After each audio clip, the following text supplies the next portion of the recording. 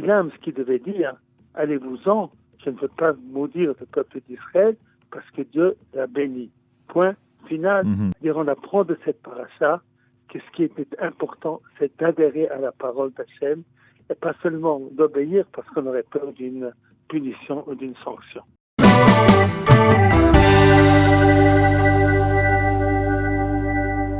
Rav Shaul David Bochko, bonjour, Boker Tov. Boker Tov, bonjour. Merci d'être avec nous ce matin pour terminer cette semaine après une actualité extrêmement mouvementée et presque omniprésente, après ces turbulences autour de l'annexion, ces informations inquiétantes autour de la crise du coronavirus, tant sur le plan sanitaire que sur le plan économique. On a bien besoin, on va dire, de se rassénérer, de retrouver, de se ressourcer, d'essayer de mieux comprendre d'une certaine manière la réalité dans laquelle on se trouve avec un recul, et peut-être que la paracha de la semaine peut nous aider à mieux comprendre cela et à nous donner une autre perspective. En tout cas, cette paracha, c'est une paracha très célèbre, c'est la paracha de Balak, dans laquelle, bien entendu, on voit le prophète des nations, Bilham, sans ce prophète qui n'a pas de peuple apparemment, qui est un prophète cosmopolite, et bien qui doit maudire le peuple juif et qui finalement lui accorde la plus belle des bénédictions. Quel est l'aspect qui vous a particulièrement, que vous souhaitez insister ce matin, Rav Shaul David Bochko, dans cette paracha? D'abord, peut-être la personnalité de Bilham. On peut apprendre de l'histoire de Bilham, qu'est-ce que c'est que l'obéissance à Dieu. A priori, Bilham est un juste. Lorsque les messagers viennent lui demander de maudire, il va dire, je vais demander à Dieu et puis je vais vous dire ce qu'il va répondre. Et lorsque Dieu lui a répondu de ne pas y aller, il dit à ce messager, n'y allez pas. Et alors, une deuxième nuit, enfin, il y a de nouveaux messagers qui viennent. Alors, il dit, attention, bon, je vais demander encore une fois, mais de toute façon, je ferai ce qu'Hachem me dit de faire. Et ensuite, que Dieu lui dit, vas-y. Alors, il va en chemin et puis il y a un ange de Dieu qui fait un obstacle, qui l'empêche de passer, il frappe son ânesse, etc. Alors, l'ange lui ouvre les yeux, et dit, voilà, tu ne fais pas ce que Hachem veut. Alors il dit, Bilham, si tu veux, moi je m'en reviens, je ne suis pas obligé d'aller, hein, je t'écoute, j'obéis, je ne savais pas que tu étais contre. Alors, il a l'air très religieux, cet homme-là. Oui. Et finalement, c'est un homme horrible. Pourquoi? Parce qu'être religieux, c'est pas seulement obéir. C'est vouloir ce qu'Hachem veut. Lorsque Dieu lui a dit la première fois, ne maudis pas Israël car il est béni, eh bien, Bilham, ce qu'il devait dire, allez-vous-en, je ne veux pas maudire le peuple d'Israël parce que Dieu l'a béni. Point final. Mais il a dit, peut-être Dieu veut pas que je vienne avec vous, etc. C'est-à-dire, on apprend de cette paracha que ce qui était important, c'est d'adhérer à la parole d'Hachem et pas seulement d'obéir parce qu'on aurait peur d'une punition ou d'une sanction. C'est peut-être en ce sens que, par exemple, on fait souvent la comparaison entre Abraham et Bilham. Abraham, lui, avait adhéré à 100% à la parole de Dieu. Tout à fait. Abraham, c'est quelqu'un qui va de l'avant, même avant même que Dieu lui donne un ordre. Ils sont déjà ce qui est juste et bien de faire. Il va dans cette direction. Il est parti en direction d'Israël encore avant même que Dieu lui a donné l'ordre. Et Bilham, c'est tout le contraire. C'est n'obéir que lorsqu'on n'a pas le choix. Et d'ailleurs, Abraham et Bilham, dans les Pirkei Avot, il y a cette Mishnah connue qui dit que c'est dire en fait toutes les bonnes qualités d'Abraham, c'est-à-dire Aïn Tova, Ozen Shomat, toutes les bonnes midotes d'Abraham, eh bien elles sont à l'inverse chez Bilham. Abraham, il veut le bien pour lui et pour tous, pour le peuple d'Israël et pour le monde entier. Et Bilham, il a un mauvais regard. Il ne peut pas supporter qu'il y a un peuple qui réussit dans sa mission.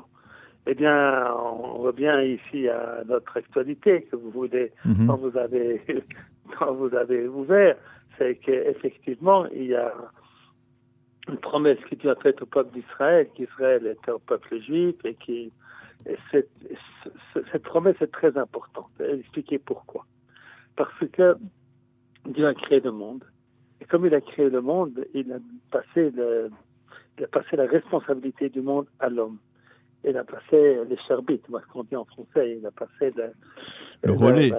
Le relais. Il a passé le relais aux hommes. Alors on pourrait croire qu'on est dans un monde sans Dieu. Alors puisque le relais est passé à l'homme, déjà Caïn, il a tué Abel. Alors la réponse est non.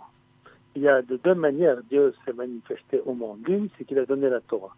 Donc il nous a donné à nous le code de vie qui vient d'en haut, qui vient pas simplement de notre intelligence. Quelquefois, il y a des lois qui plaisent pas au monde moderne, qui pensent que c'est un petit peu démodé. Eh bien, nous savons que la mode, elle change et que la parole de Dieu, elle est intangible.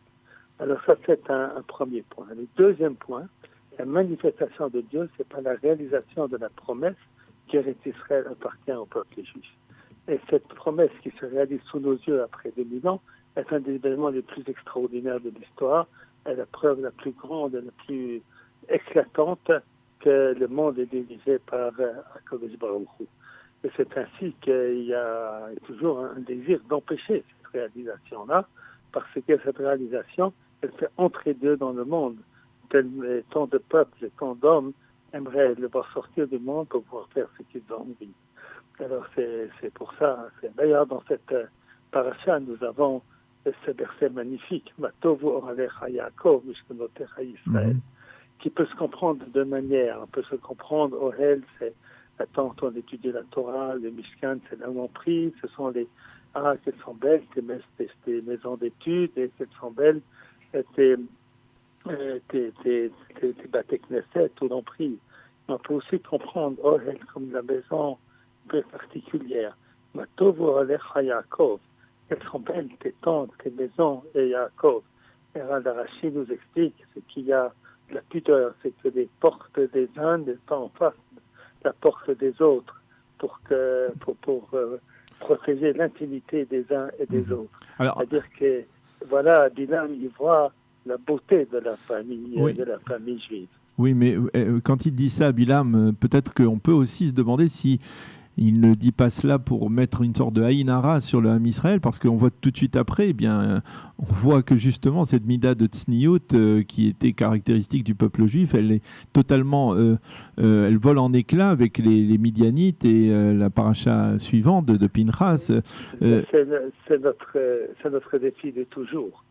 Est-ce que nous allons dans les Matovu Alecha Yaakov, cette pudeur du peuple d'Israël, cette manière d'être qui est avec un petit peu de modestie et puis de retenue, et que tout n'est pas permis et pas tout ce que j'ai envie de faire, je le fais, ou bien un monde où Dieu finalement n'a pas sa place et que l'homme fait tout ce qu'il a envie, tout ce qui lui semble bien, tout ce qui lui semble agréable.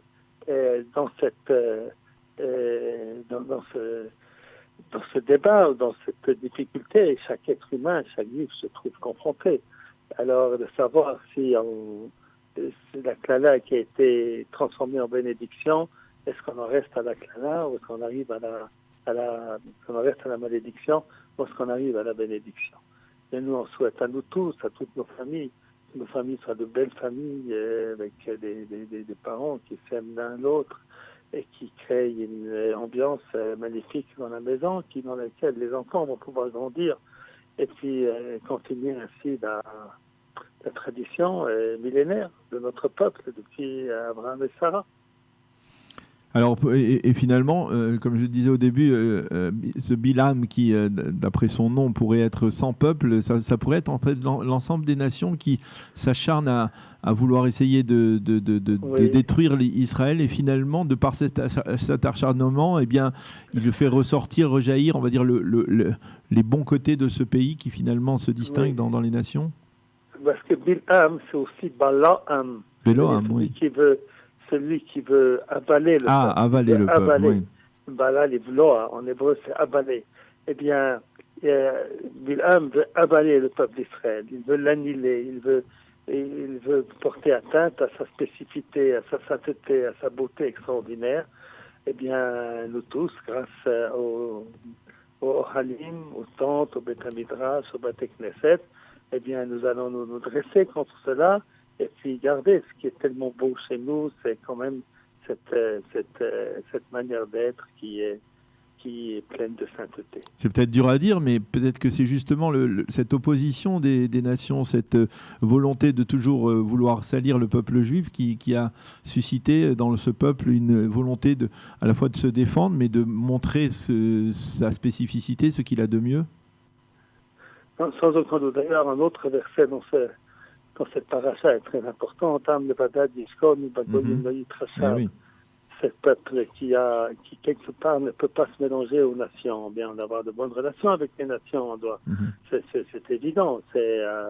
Mais nous devons garder notre spécificité, c'est-à-dire notre universalisme qui est fondamental dans le peuple juif, qui veut que les lois fondamentales de justice et de bonté, eh bien, soient l'apanage du monde entier, ne doivent pas empêcher de garder notre spécificité, qui est une dimension de sainteté un petit peu supérieure. Eh bien, Rav Shaul David Botchko, merci beaucoup pour toutes ces réflexions. C'était très intéressant, comme d'habitude, de dialoguer avec vous en cette veille de Shabbat, de Parashat Balak. Merci d'avoir été avec nous et à bientôt. Shabbat Shalom. Shabbat Shalom à tous les auditeurs et bonne santé à tous. Bonne santé à tous. Merci.